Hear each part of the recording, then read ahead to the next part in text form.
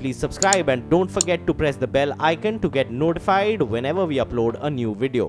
राजस्थान के कोटा में कुछ लोगों ने एक घर में घुसकर तोड़फोड़ की और हंगामा किया। खबर के मुताबिक वहां एक परिवार पर यह हमला रक्षाबंधन के दिन किया गया और आरोप है कि इस बीच घर की महिलाओं और बच्चों से भी बदसलूकी की गई। लाठियों से लैस आधा दर्जन लोग जबरदस्ती घर में घुसे और वहां जमकर तोड़फोड़ की और यहां तक कि वहां मौजूद एक कुत्ते पर भी ताबड़तोड़ लाठियां बरसाई गई। हालांकि मारपीट की नीयत से आए लोगों को देखकर दूसरे कमरे में मौजूद घर वालों ने दरवाजा अंदर से बंद कर लिया, लेकिन हमलावरों ने लाठियों और पैरों से मारकर उसे खोलने की पूरी कोशिश की। जब दरवाजा नहीं खुला तो उन्होंने अपना गुस्सा घर के सामान पर निकाला और लाठियों से मारकर फ्रिज तोड़ दिया गया। तोड़फोड़ के बाद पड़ोस में ही रहने वाले ये लोग वहाँ से चले गए, लेकिन दहशत की वजह से घर वाले देर तक कमरे से बाहर नहीं निकले। तोड़फोड़ की इस घटना के पीछे की वजह साफ नहीं है। हालांकि घर वालों का दावा है कि शिकायत के बावजूद पुलिस ने इस मामले में कोई कार्रवाई नहीं की। भारत रूस से 5 मिसाइल एयर डिफेंस सिस्टम खरीदने की तैयारी कर रहा है, लेकिन इस खरीद के बाद भारत को अमेरिकी प्रतिबंधों का सामना करना पड़ सकता है। पेंटागन के एक अधिकारी ने अपने बयान में दावा किया है कि रूस से नए हथियार खरीदने पर भारत भी उन देशों की सूची में आ सकता है जिन पर अमेरिकी कार्रवाई हो सकती है। हथियारों की खरीद के बाद भारत को CAATSA यानी दूसरे देशों से हथियार खरीदने पर प्रतिबंध लगाने वाले अमेरिकी कानून से छूट नहीं मिलेगी। भारत और रूस के बीच होने वाला मिसाइल एयर डिफेंस सिस्टम का ये सौदा करीब 3,200 करोड़ रुपए का है। हालांकि अमेरिका के रक्षा मंत्री जिम मैटिस भारत को प्रतिबंध से छूट देने की वकालत कर चुके हैं और बताया जा रहा है कि अगले हफ्ते दिल्ली में होने वाली दोनों देशों के विदेश मंत्रियों और रक्षा मंत्रियों की बैठक में ये मुद्दा उठ सकता है।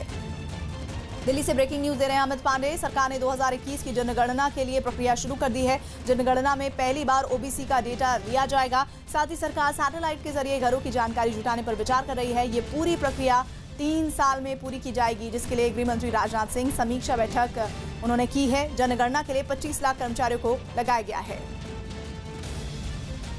अमित पांडे जुड़ रहे हैं। जनगणना को लेकर क्या क्या तैयारियां और हो रही है अमित?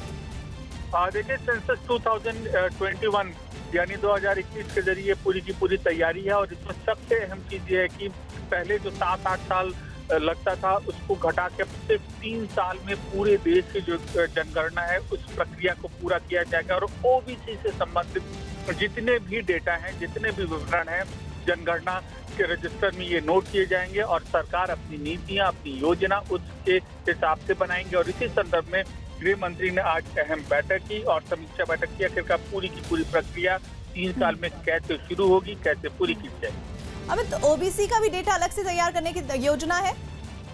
जी बिल्कुल, ऐसा पहली बार हुआ है। ओबीसी का के हर पहलुओं से संबंधित जो डेटा है, जो विवरण है, वो जनगणना रजिस्टर में नोट होगा। चाहे जिस इलाके में जितने ओबीसी रहते हैं, उनके परिवार में कितने लोग हैं, उनकी समस्या क्या है, ये सारी चीजों का विवरण होगा।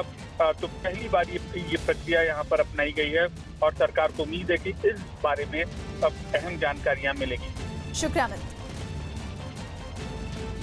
चारा घोटाले में दोषी आरजेडी अध्यक्ष लालू यादव को भले ही झारखंड हाई कोर्ट से राहत नहीं मिली, लेकिन उनकी पत्नी राबड़ी देवी और बेटे तेजस्वी यादव को IRCTC टेंडर घोटाले में दिल्ली की पटियाला हाउस कोर्ट से राहत मिली, जिसके बाद मां और बेटे दोनों मीडिया के सवालों का सामना किए बगैर अपनी गाड़ी में बैठकर निकल गए। राबड़ी देवी और तेजस्वी यादव को 1-1 लाख रुपए के निजी मुचलके पर कोर्ट ने जमानत दी। पटियाला हाउस कोर्ट ने IRCTC घोटाले में जमानत दे दिया है। देवी, जो कि बिहार की पूर्व मुख्यमंत्री थी, उन्हें भी जमानत दे दिया गया है। जबकि इसी मामले में लालू यादव के खिलाफ अदालत ने प्रोडक्शन वारंट जारी कर उन्हें 6 अक्टूबर को कोर्ट में पेश होने का निर्देश दिया। माननीय न्यायाधीश न्यायिक व्यवस्था का शुक्रिया, उन्होंने तमाम चीजों को देखते हुए बेल देने का निर्णय किया। ये कानूनी लड़ाई है, हम लड़ेंगे और जीतेंगे। राबड़ी देवी और तेजस्वी यादव की पेशी के दौरान बड़ी संख्या में आरजेडी नेताओं और कार्यकर्ताओं की मौजूदगी को देखते हुए कोर्ट परिसर में सुरक्षा के कड़े इंतजाम किए गए थे। इस मामले में अगली सुनवाई 6 अक्टूबर को होगी। ग्रीस के खान्या शहर के पास समंदर में एक बड़े से जहाज से धुएं का गुबार निकलने लगा। इस जहाज में आग लगने के बाद उस पर सवार 1000 से ज्यादा पर्यटकों को बचाया गया, जिसके एक हिस्से में आग लगने के बाद धुएं का गुबार उठता दिखा। सुरक्षा के लिहाज से सभी पर्यटक जहाज की सबसे ऊपरी मंजिल पर जमा हो गए। आग लगने के बाद जहाज को किनारे पर ले जाया गया, जहां बचाव दल के सदस्य दमकल विभाग की नावों के साथ तैनात थे। इन नावों से जहाज पर पानी की बौछार की गई। समंदर किनारे पहुंचने के बाद पर्यटकों को क्रेन की मदद से नीचे उतारा गया। इस आग की चपेट में आने से कई पर्यटकों को मामूली चोटें आईं, जिसकी वजह से उन्हें एम्बुलेंस से अस्पताल भेजा गया। आग लगने की वजह से जहाज के एक हिस्से को काफी नुकसान पहुंचा। Das ist eine sehr schwierige Situation. आग बुझाने के बाद दमकल कर्मियों ने जहाज के अंदर छानबीन की और उसके अंदर रखा सामान बाहर निकाला। पेट्रोल और डीजल के दाम में लगातार तेजी जारी है। आज पेट्रोल 21 पैसे जबकि डीजल 30 पैसे प्रति लीटर महंगा हुआ है। मुंबई में आज पेट्रोल के भाव 21 पैसे तेज होकर 85.93 रुपए प्रति लीटर पहुंच गए हैं, जबकि डीजल भी 30 पैसे तेज होकर 74 रुपए 54 पैसे प्रति लीटर पहुंच गया। दिल्ली में पेट्रोल के दाम 78 रुपए 52 पैसे प्रति डीजल और डीजल की बात करें तो 70 रुपए 21 रुपए प्रति लीटर पहुंच गया है। उत्तर प्रदेश की राजधानी लखनऊ में भी पेट्रोल और डीजल लगातार 5वें दिन महंगा हुआ। वहां पर पेट्रोल के भाव 78.85 रुपए लीटर जबकि डीजल के भाव 70 रुपए 31 पैसे लीटर हो गए। सुरक्षा बल ने कश्मीर में सक्रिय आतंकियों की सूची जारी की है। इसमें सुरक्षा बल ने 16 आतंकियों की सूची जारी की है, जिसमें जैश, हिज्ब और लश्कर के कमांडर शामिल हैं, जिनमें हिज्ब कमांडर रियाज नाइकू और जाकिर मूसा शामिल है। इस लिस्ट में सभी आतंकियों को A++ श्रेणी में रखा गया है। IRCTC टेंडर घोटाले में आरजेडी अध्यक्ष लालू यादव की पत्नी राबड़ी देवी को और बेटे तेजस्वी यादव को कोर्ट से जमानत मिल गई, लेकिन विरोधी इस जमानत के बहाने भी लालू परिवार पर हमला करने से नहीं चूके। लेकिन कोर्ट के इस फैसले से गदगद आरजेडी ने उल्टा विरोधियों को ही आड़े हाथ ले लिया। साजिश के तहत टारगेट करके परेशान करने की गहरी साजिश है। इसका खामियाजा जो है सल्तनत को भोगना पड़ेगा। आरजेडी की करीबी कांग्रेस भी लालू परिवार पर हुए हमले का जवाब देने में पीछे नहीं रही। जो कोई मोदी जी के खिलाफ आवाज उठाता है या विपक्ष को मजबूत करने की कोशिश करता है, उन्हें इस तरह के तमाम फर्जी मुकदमों में फंसाया जाता है। आरजेडी और कांग्रेस के इन आरोपों को बेबुनियाद बताते हुए जेडीयू के नेता केसी त्यागी ने आरजेडी पर जोरदार पलटवार किया। आरजेडी की न्यायिक प्रक्रिया में कोई आस्था नहीं, उनके पक्ष में फैसला नहीं आता है तो अदालत को जाति पर आधारित प्रक्रिया का हिस्सा मानते हैं। इससे पहले चारा घोटाले में लालू यादव के फिर से जेल जाने पर भी जेडीयू ने लालू परिवार पर वार किया था। एक राष्ट्र एक चुनाव की बीजेपी की मांग को देश हित में बताते हुए लॉ कमीशन ने भी इस पर अपनी सहमति जता दी है, लेकिन राज्यों में लोकसभा और विधानसभा चुनाव एक साथ कराने की सिफारिश पर बवाल मच गया। क्योंकि कानून मंत्रालय को सौंपी गई अपनी रिपोर्ट में लॉ कमीशन ने 2019 में होने वाले लोकसभा चुनाव के साथ 13 राज्यों के विधानसभा चुनाव करवाने का सुझाव दिया, जबकि 2021 में 17 राज्यों के विधानसभा चुनाव एक साथ करवाने की सिफारिश की गई। यही नहीं, विधि आयोग ने 2024 में आम चुनाव के साथ ही सभी राज्यों के विधानसभा चुनाव कराने का भी सुझाव दिया, जिसके लिए लॉ कमीशन ने संविधान और चुनाव से जुड़े कानून में संशोधन की भी सलाह दी। लेकिन कांग्रेस ने आयोग की इन सिफारिशों को बीजेपी के चुनावी एजेंडे से जोड़ दिया। राजस्थान, मध्य प्रदेश, छत्तीसगढ़ और मिजोरम जहाँ की लुटिया डूब रही है, ये डर के मारे ये सारी चर्चाएं करा रहा है। एक राष्ट्र एक चुनाव के मुद्दे पर आपत्ति सिर्फ कांग्रेस तक ही सीमित नहीं रही, बल्कि उसी विपक्ष में बैठे दूसरे दलों के नेताओं में भी सामने आ गए। उन्होंने लॉ कमीशन के बहाने मोदी सरकार को कटघरे में खड़ा करने की कोशिश की और उसी के दबाव में विधि आयोग की रिपोर्ट तैयार होने का दावा कर दिया। प्रधानमंत्री भी इस बात को कह रहे हैं, लॉ कमीशन जाहिर है उन्हीं के अधीन है, तो जो चाहे वो उनसे रिकमेंडेशन करा लें। इसके लिए संविधान में संशोधन करना आवश्यक है। बल्कि समाजवादी पार्टी ने तो एक राष्ट्र एक चुनाव की बहस को बीजेपी का जुमला तक करार दे दिया। ये भारतीय जनता पार्टी लोगों को गुमराह करने के लिए एक नया जुमला गढ़ रही है। एक साथ चुनाव कराना न उनके घोषणा पत्र में है। अगर पार्टी ईमानदार है, पहले अपने घोषणा पत्र को सामने रखे। आजादी के बाद से लेकर 1967 से 68 तक लोकसभा और राज्य विधानसभाओं के चुनाव एक साथ होते थे, लेकिन उसके बाद कुछ राज्यों में विधानसभा का कार्यकाल समय से पहले भंग होने की वजह से ये सिलसिला टूट गया। सीरिया के उत्तरी इलाके के रेगिस्तान में सेना का एक टैंक ISIS के आतंकियों पर गोले दागने लगा। इस रेगिस्तान के बड़े इलाके पर आतंकियों का दबदबा है, लेकिन सेना ने इलाके में पानी पहुंचाने वाले अतिल बांध पर कब्जा करने का दावा किया, जिसके बाद आतंकियों की हार तय मानी जाने लगी है। इसीलिए सीरिया की सेना ने उन पर दोगुना जोश से हमला बोल दिया। ISIS के आतंकियों के पैर उखाड़ने के लिए सेना के जवानों ने मोर्टार और छोटी तोपों का भी इस्तेमाल किया। हालांकि आतंकियों पर सबसे जोरदार हमला मल्टी बैरल रॉकेट लॉन्चर से बोला गया। सेना ने न सिर्फ रेगिस्तान में पानी पहुंचाने वाले अतिल बांध पर कब्जा करने की जानकारी दी, बल्कि एक पहाड़ी पर बनी आतंकियों की किलेबंदी तोड़ने का भी दावा किया। नेपाल के दौरे पर गए पीएम मोदी ने काठमांडू में पशुपतिनाथ धर्मशाला का उद्घाटन किया। इस मौके पर नेपाल के प्रधानमंत्री KP ओली भी मौजूद रहे। अब के कुछ देर बाद पीएम मोदी पशुपतिनाथ मंदिर भी जाएंगे। तो पीएम ने पशुपतिनाथ धर्मशाला का उद्घाटन किया है और पीएम मोदी अब से थोड़ी देर बाद पशुपतिनाथ मंदिर में जाएंगे। वो तस्वीरें भी आप तक हम पहुंचाएंगे। छत्तीसगढ़ के जगदलपुर में एक जन समस्या शिविर में पहुंचे कांग्रेस विधायक दीपक बैज एक बोतल में भरा मटमैला पानी पीने लगे। कांग्रेस विधायक वहां बोरिंग से गंदा पानी निकलने के मुद्दे पर प्रदर्शन कर रहे लोगों से मिलने पहुंचे थे, लेकिन जिला प्रशासन की अनदेखी पर विधायक का गुस्सा भड़क गया। उन्होंने जन समस्या शिविर में पहुंचे एक सरकारी अधिकारी से गंदे पानी की शिकायत की। इसके बाद कांग्रेस विधायक दीपक बैज ने बोतल में रखे गंदे पानी को पी लिया और वहां खड़े सरकारी अफसर को भी पिलाया। ठीक है ना, आपको भी पीना है, अभी पी दिया, ठीक है ना, पी के देखो थोड़ा सा, ठीक है। इलाके के लोगों का आरोप है कि काफी दिनों से बोरिंग के जरिए निकलने वाला पानी गंदा आ रहा है, लेकिन प्रशासन ने इस दिशा में कोई कार्रवाई नहीं की। हालांकि कांग्रेस विधायक के विरोध के बाद प्रशासन ने साफ पानी का इंतजाम करने का भरोसा दिया। पहले तो आप जो नल जल योजना है उसको चालू करवा लो, और उसमें भी अगर साफ पानी नहीं आता है, पानी पर्याप्त नहीं मिल रहा है मेरा जुनक पानी के जनता को, तो आप नया बोरिंग करा लेना। साफ पानी मिलने का भरोसा मिलने के बाद गाँव के लोग भी संतुष्ट नजर आए। पाकिस्तान में कार्टून प्रतियोगिता पर बवाल हो गया है। पाकिस्तान में इस्लामाबाद से खबर है, जहां पर इस पूरी प्रतियोगिता को लेकर ही काफी हो हंगामा देखने को मिला। हजारों की तादाद में लोग नारेबाजी करने लगे और इन लोगों ने एक रैली निकालकर हॉलैंड में पैगंबर मोहम्मद पर होने वाली कार्टून प्रतियोगिता का विरोध जताया, जिसके बाद ये प्रतियोगिता रद्द कर दी गई। क्योंकि लोगों ने रैली के दौरान हॉलैंड के खिलाफ नारेबाजी की और लाहौर समेत कई शहरों में प्रदर्शन करने की चेतावनी दी। प्रदर्शनकारियों में ज्यादातर लोग तहरीक-ए-लिबैक पार्टी के कार्यकर्ता बताए गए। इस रैली में पार्टी के नेताओं ने हिंसक प्रदर्शन की भी चेतावनी दी और पैगंबर मोहम्मद पर प्रतियोगिता को ईश्वर की निंदा करार दिया। घर वालों को कहे कि बस मैं हुजूर की इज्जत पर शहीद होने के लिए जा रहा हूं। इस प्रदर्शन के बाद प्रतियोगिता के आयोजक और हॉलैंड के सांसद हीर्थ विल्डर्स ने सुरक्षा के लिहाज से कार्टून प्रतियोगिता रद्द करने का ऐलान कर दिया। एक हफ्ते पहले हॉलैंड सरकार ने भी सफाई देते हुए इस कार्टून प्रतियोगिता को एक निजी कार्यक्रम बताया था। ओडिशा के भद्रक में घरों में पानी घुसने के बाद हालात और खराब होने की आशंका बढ़ गई है। भद्रक के कई इलाके बाढ़ की चपेट में हैं, जबकि महानदी में पानी बढ़ने के साथ राज्य के कई जिलों में बाढ़ का खतरा मंडराने लगा।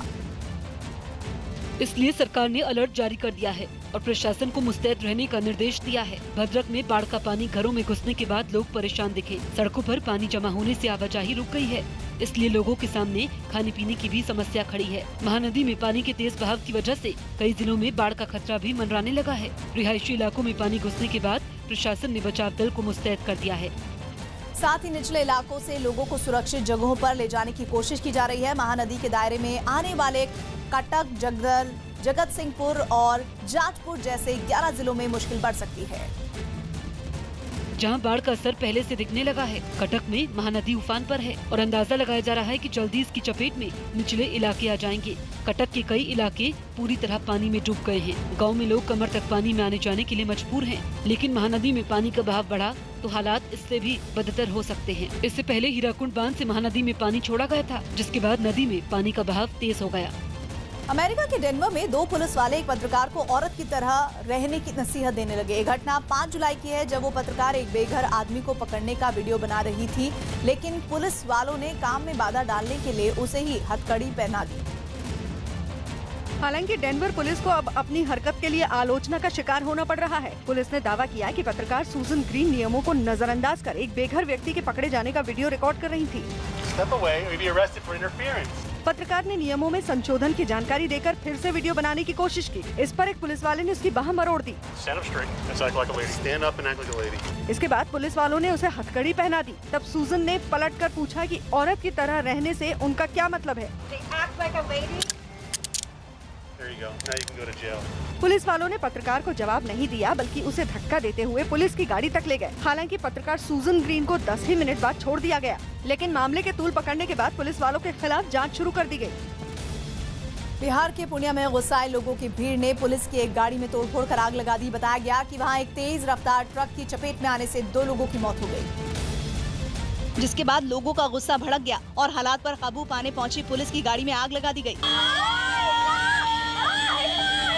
ट्रक ड्राइवर पर आरोप है कि उसने तेज रफ्तार में एक ऑटो को टक्कर मार दी, जिससे मौके पर ही 2 लोगों की मौत हो गई, जबकि 2 लोग गंभीर रूप से घायल हो गए, जिन्हें इलाज के लिए अस्पताल में भर्ती करवाया गया। जबकि मारे गए लोगों के शव ट्रक के नीचे से निकालकर पोस्टमार्टम के लिए भेज दिए गए। इस दौरान गुस्साए लोगों ने सड़क पर जमकर हंगामा किया और ट्रक में तोड़फोड़ की। गुस्साई भीड़ ने इसके बाद ट्रक में आग लगाने की भी कोशिश की।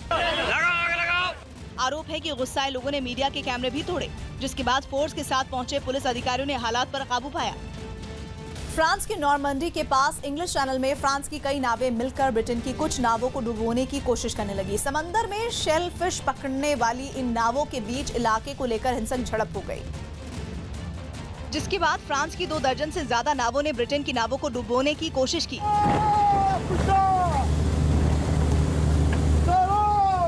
ब्रिटेन की सभी 5 नाव फ्रांस के मुकाबले छोटी थीं, जिन्हें फ्रांस के मछुआरे नाव से धकेलकर अपने इलाके से हटाने लगे।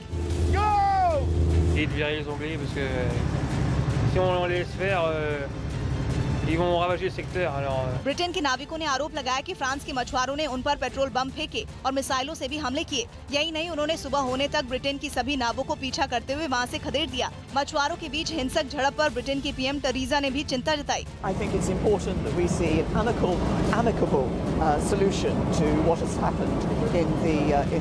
झड़प के बाद ब्रिटेन के मछुआरे अपने देश के बंदरगाह लौट गए। समंदर में हुई इस लड़ाई में कोई घायल नहीं हुआ। उत्तर प्रदेश के बांदा में पुलिस कोतवाली के अंदर बीजेपी के कार्यकर्ता पुलिस वालों से बहस करने लगे। ये लोग एसपी शालिनी के खिलाफ सोशल मीडिया पर अभद्र टिप्पणी करने के आरोपी बीजेपी नेता ब्रजेश त्रिपाठी की गिरफ्तारी का विरोध करने पहुंचे थे और कोतवाली के अंदर बीजेपी नेता को छुड़ाने के लिए 3 घंटों तक हंगामा किया।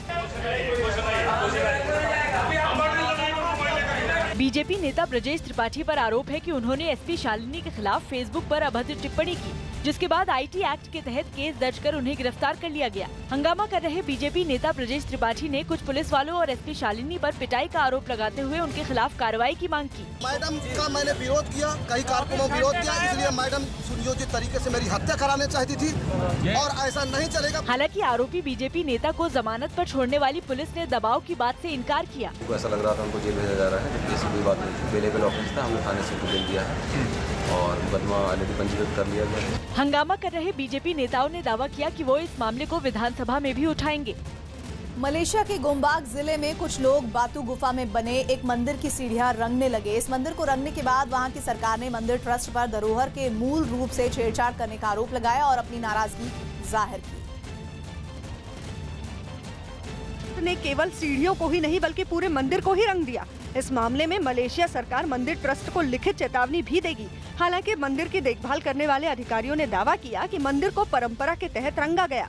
According to the Hindu customs, every 12 years once we have to clean the temple, paint the temple. मंदिर को नया रूप देने के बाद सोशल मीडिया पर इसके कई वीडियो साझा किए गए, जिसकी वजह से वहां आने वाले पर्यटकों की तादाद भी बढ़ गई।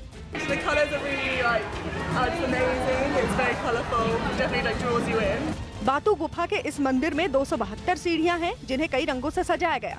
इस मंदिर में हर साल कई देशों के पर्यटक आते हैं, जिनमें भारतीय पर्यटकों की तादाद बहुत ज्यादा बताई गई। उत्तर प्रदेश के बरेली में कुछ लोग बांस से बनी एक नाव पर सवार लोगों को खींचकर किनारे पर लाने लगे। वहां नदी में बारिश की वजह से पानी का स्तर बढ़ गया, जिसे पार करने के लिए वहां के लोगों ने बांस और ट्यूब के सहारे एक नाव बनाई और इसी नाव पर बैठकर लोग नदी पार करते नजर आए। नाव को नदी के किनारे से दूसरे किनारे तक लाने के लिए दोनों तरफ से रस्सियों से बांधा गया। नाव पर लोगों के सवार होने के बाद किनारे खड़े लोगों ने रस्सी की मदद से उसे एक किनारे से दूसरे किनारे तक खींचा और ये सिलसिला इसी तरह चलता रहा। यही नहीं, नाव पर ही साइकिल और मोटरसाइकिल रखकर नदी पार करवाई गई। जान जोखिम में डालकर नदी पार कर रहे लोगों ने प्रशासन पर अनदेखी करने का आरोप लगाया। गांव वालों को और मोहल्ले वालों को, सभी लोगों को परेशानी होती, ज्यादातर सबके घरों में यहाँ पानी भरता है। हालांकि बरेली के जिलाधिकारी ने दावा किया कि लोगों को हो रही परेशानी से जल्द ही निजात दिलाई जाएगी, लेकिन इस बीच कोई हादसा होने की आशंका पर वो चुप्पी साध गए। अगर पानी का जलस्तर बढ़ गया है और उसकी वजह से लोगों को आने जाने में दिक्कत हो रही है, तो प्रशासनिक इंतजाम कराने की भी व्यवस्था की जाएगी, ताकि किसी प्रकार जनता को असुविधा भी न हो और कोई वहाँ पर दुर्घटना न हो सके। नदी पर बने पुल के ऊपर से पानी गुजरने से आसपास के दर्जनों गांवों का संपर्क टूट गया है।